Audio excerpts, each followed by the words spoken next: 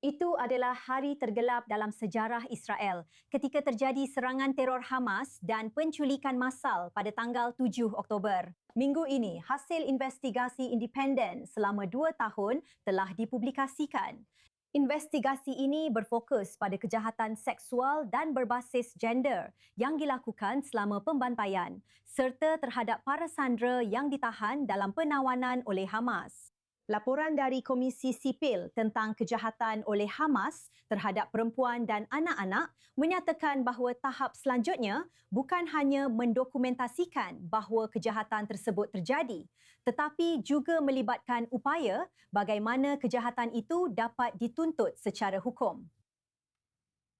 Untuk informasi lebih lanjut, kami menyambut Ketua Komisi Peraih Penghargaan Israel dan Pakar Hukum Internasional Dr. Kochaf El-Kayam Levi yang saat ini bergabung bersama kami dari Modin. Doktor, terima kasih banyak atas waktunya.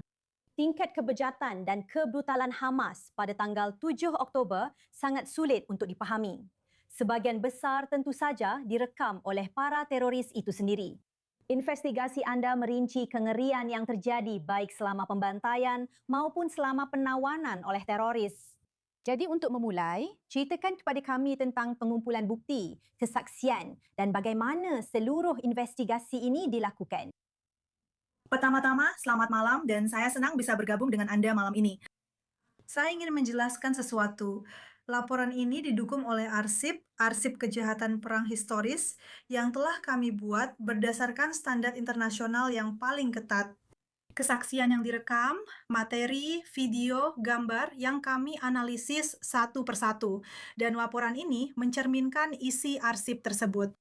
Setiap item dalam laporan didukung oleh item di arsip, jadi penting untuk menyampaikan hal itu. Dan laporan ini memungkinkan kita untuk mengambil langkah mundur dan melihat kengerian itu secara keseluruhan. Dalam arti ketika kamu membacanya, ini adalah laporan setebal 300 halaman. Lebih dari setengahnya berisi fakta. Itu berarti ada sekitar 160 halaman lebih yang kamu baca berisi materi-materi yang semakin detail dari kesaksian yang telah kami terima, deskripsi video, dan deskripsi gambar-gambar. Dan kami menyadari pada titik tertentu bahwa kami sendiri kewalahan dengan banyaknya bukti yang telah kami kumpulkan dan bahwa kami harus melihatnya, mengambil jarak, dan melakukan analisis tematik. Dan kami menemukan 13 pola kekerasan seksual yang berbeda yang membawa kami pada kesimpulan bahwa ini adalah sebuah strategi. Kekerasan seksual pada tanggal 7 Oktober adalah sebuah strategi. Strategi yang sudah diperhitungkan, dan sayangnya dilakukan dengan kekejaman yang luar biasa. Kejahatan yang begitu sulit untuk dipahami dan begitu sulit untuk membayangkan bahawa masih ada orang yang meragukan apa yang terjadi ketika anda membicarakan semua bukti ini.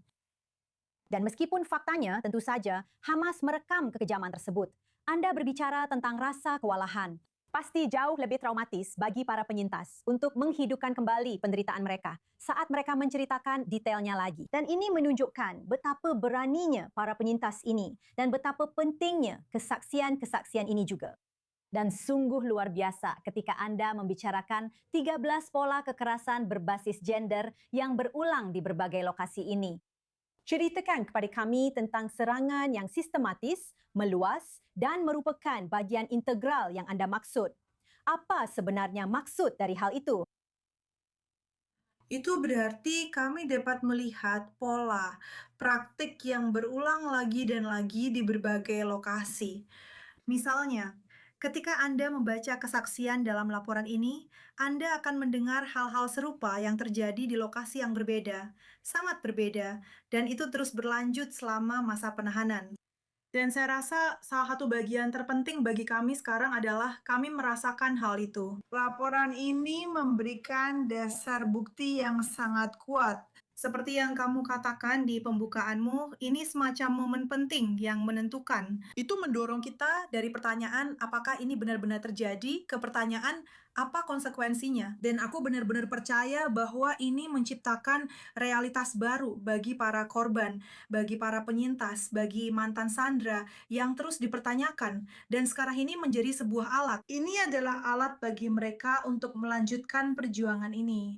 Dan menurutku, mereka yang akan menyangkal hal ini akan terlihat seperti troll media sosial atau konyol, karena secara profesional, inilah buktinya. Inilah buktinya. Kami telah menghadirkan jaksa terbaik di dunia untuk membantu kami memeriksa bukti-buktinya. Kami juga menghadirkan ahli terbaik untuk mendukung laporan-laporan tersebut. Jadi menurutku, kami sudah melakukan segalanya untuk menciptakan realitas baru.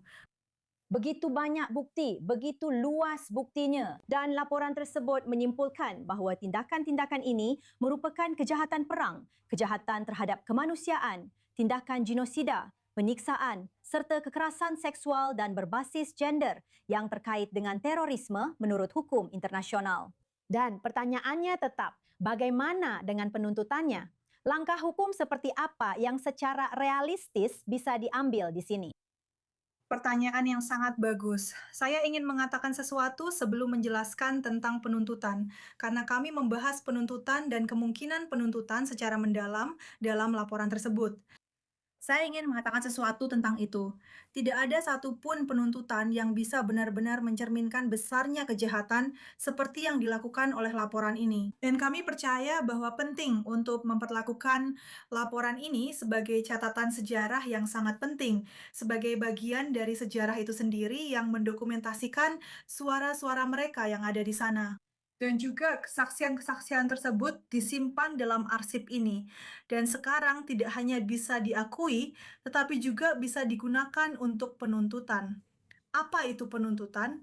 Akan seperti apa bentuknya? Kita tahu penuntutan akan terjadi di sini, tetapi juga akan berlangsung di berbagai negara di bawah yurisdiksi domestik, di bawah yurisdiksi internasional. Ini akan berlangsung dalam berbagai bentuk di seluruh dunia. Dan kami percaya bahwa laporan ini akan memiliki, seperti yang saya katakan, kehidupannya sendiri. Laporan ini akan diajukan di pengadilan sebagai bukti. Dan pada laporan kami sebelumnya, hal serupa juga terjadi. Orang-orang mengajukan laporan kami ke pengadilan, bahkan tanpa Anda tahu, laporan itu menjadi alat tersendiri yang bisa digunakan oleh banyak orang. Ya, jadi begitulah soal itu. Beberapa kesaksian berkaitan dengan penawanan oleh teroris dan itu berlangsung selama berbulan-bulan seperti yang kita ketahui. Apa yang paling berkesan bagi anda? Kesaksian atau cerita seperti apa yang bisa anda bagikan saat ini meskipun itu sulit? Wah, saya rasa yang paling mengejutkan kami adalah kenyataan tentang pelecehan seksual yang berkepanjangan terhadap mereka yang ditawan. Dan saya rasa tidak ada cukup kata-kata atau definisi hukum yang bisa menggambarkan kenyataan dari neraka yang terus berlangsung. Bahwa orang-orang mengalami kekerasan seksual setiap hari, ancaman pemerkosaan, perasaan bahwa tubuhmu bukan milikmu sendiri. Dan salah satu hal yang kami kutip dalam laporan tersebut sebenarnya adalah kesaksian dari mantan sandera yang berkata, "Aku bahkan tidak bisa mandi." Kamu tahu, kamu pasti berharap setelah diperkosa, kamu bisa pergi mandi, dan aku bahkan tidak bisa mandi. Jadi menurutku itu semacam, em, laporan itu hanya mewakili sebagian kecil dari apa yang dia katakan, tapi hal itu benar-benar membekas pada kami. Dan juga bagian yang membekas pada kami. Kami membuka laporan dengan pernyataan Ricarda Luke, ibu dari Shani Luke, dan momen ketika keluarga pada 7 Oktober melihat tubuhnya diseret dan dibawa ke Gaza, sementara kerumunan meludahi tubuhnya.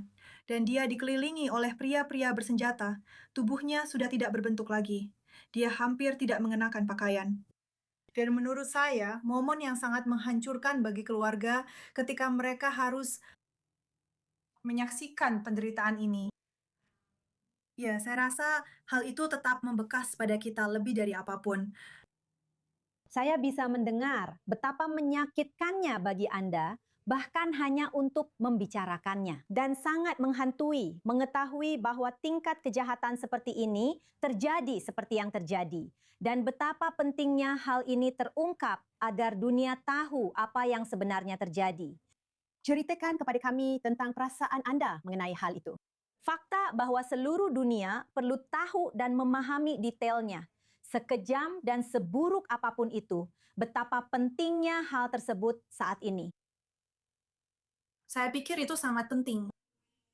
Pertama-tama, saya ingin mengakui kerja tim komisi yang telah mengambil tanggung jawab untuk melihat materi-materi tersebut. Kami mengambil tanggung jawab untuk meninjau ulang materi-materi tersebut berulang kali, menontonnya bersama para ahli forensik, dan menelaah begitu banyak materi untuk menemukan bukti-bukti indikasi kekerasan seksual serta kondisi jenazah. Saya ingin mengatakan bahwa ini adalah upaya yang terus-menerus dan sulit setiap harinya. Paparan terhadap materi kekerasan dan trauma yang ditimbulkannya. Jadi, sekarang menjawab pertanyaan Anda, saya ingin mengatakan bahwa kita harus melibatkan para ahli terorisme dan ahli keamanan nasional untuk menelaah temuan-temuan tersebut. Tidak bisa hanya masyarakat sipil, kita para akademisi yang akan membaca ini. Ini harus menjadi laporan yang dibaca, dipelajari, dan diteliti oleh para ahli terorisme. Karena kami baru benar-benar memahami, atau saya sendiri baru benar-benar memahami dalam beberapa hari terakhir, bahwa kita bahkan tidak bisa mulai melawan sesuatu yang tidak kita ketahui. Jadi, jika pengetahuan ini hanya akan tetap diketahui oleh para aktivis hak asasi manusia atau masyarakat sipil, itu akan menjadi bencana bagi kita semua. Ini harus menjadi ranah para pakar terorisme. Para ahli keamanan nasional yang membaca ini, memahaminya, dan memahami bahwa ini adalah teror seksual dalam bentuk terburuknya. Ini adalah pesan yang sangat penting yang sedang anda bagikan saat ini. Dan ini menunjukkan tantangan untuk membuat rincian ini dipahami oleh publik pada saat, ketika, dan ini sangat sulit bahkan untuk dibicarakan. Ketika kita membahas kekejaman dan kebejatan yang terjadi pada tanggal 7 Oktober dan setelahnya. Tapi seperti yang mungkin anda ketahui, ketika kolumnis New York Times Nicholas Kristof menerbitkan sebuah tulisan yang konyol dengan menyarankan bahwa Israel, ini terdengar konyol untuk diucapkan, melatih anjing untuk memperkosa tahanan Palestina, sebodoh apapun itu, ketika judul seperti itu beredar sebelum rilis lengkap hasil investigasi 2 tahun Anda. Itu hanya berarti laporan komisi tidak mendapatkan perhatian yang seharusnya di berita. Bagaimana Anda mengatasinya? Bagaimana Anda menghadapi hal ini? Sejujurnya, laporan dari New York Times tersebut memang sebodoh dan segila itu. Jadi kemarin saat kami merilis laporan itu, penting bagi kami untuk fokus pada para korban, fokus pada temuan-temuan dalam laporan tersebut, dan tetap fokus pada misi kami. Kami telah bekerja selama lebih dari 2 tahun, pada setiap detail dalam laporan ini, setiap kata, setiap bukti. Jadi kami ingin fokus pada hal itu dan memastikan dunia mengetahuinya. Dan saya bisa mengatakan bahwa laporan tersebut telah mendapatkan liputan yang luar biasa di seluruh dunia. Dan saya ingin fokus pada hal itu dan pada mereka. Kamu benar sekali. Tidak diragukan lagi. Dr. Kochaf El-Kayam Levy, kami sangat menghargai kesediaan Anda berbicara dengan kami. Dan terima kasih, saya bisa mendengar kepedihan dalam suara Anda dan kekuatan Anda untuk berbicara kepada kami. Kami sangat menghargainya. Dan sekali lagi, keberanian para penyintas yang telah memberikan kesaksian mereka kepada Anda selama 2 tahun terakhir. Kami menghargai waktu Anda. Terima kasih banyak telah bersama kami di The Rundown. Kami akan melihat reaksi terhadap bukti yang sangat penting ini dan laporan Anda. Terima kasih telah bersama kami dan terima kasih kepada tim Anda.